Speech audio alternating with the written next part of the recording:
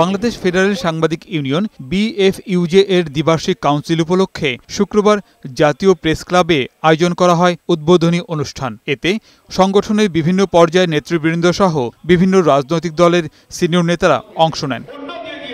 আলোচনায় বক্তারা বলেন, নতুন বাংলাদেশ গড়তে হলে রক্তচক্ষু উপেক্ষা করে সাধারণ মানুষের কণ্ঠস্বর হতে হবে গণমাধ্যমকে। রাজনীতির ঊর্ধ্বে উঠে সাংবাদিকদের ঐক্যের উপর জোর দেন তারা। সমস্ত রক্তচক্ষুকে উপেক্ষা করে সাংবাদিকতার মহান পেশাকে উজ্জীবিত করার জন্য তারা তিলে তিলে ত্যাগ স্বীকার করে জাতির কাছে অবিস্মরণীয় হয়ে রয়েছে। আজকে সাংবাদিকরা যদি স্বার্থ ত্যাগ করে জাতীয় ঐক্যের জন্য সবসময় পলিটিক্যাল লিডার আহ্বান জানান, আমরা সমস্ত বেড়াজাল ছিন্ন করে সেদিকেই আমাদের এই পেশাকে এগিয়ে নিয়ে যাওয়ার জন্য চেষ্টা করি।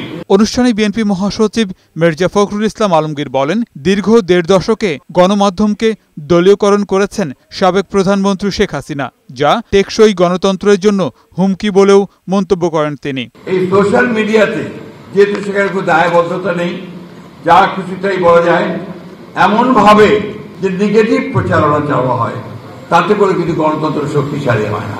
এক ধরনের একটা নৈরাজ্য সৃষ্টি করবার চেষ্টা চলছে, মব ভায়োলেন্স তৈরি করা হচ্ছে, মানুষের বিরুদ্ধে মিথ্যা প্রচারণা করা হচ্ছে। নিঃসন্দেহে আমাদের গণতান্ত্রিক যে যাত্রা, সেই যাত্রাতে কিন্তু আমরা বাধাগ্রস্ত হচ্ছি। এ সময় হাসপাতালে চিকিৎসাধীন দলের চেয়ারপারসন বেগম খালেদা জিয়ার সুস্থতায় সকলের দোয়া চান মির্জা ফখরুল। দেশনেত্রী বেগম খালেদা জিয়া গত 2 দিন ধরে অত্যন্ত অসুস্থ অবস্থায় এবার কেয়ার হাসপাতালে আসুন।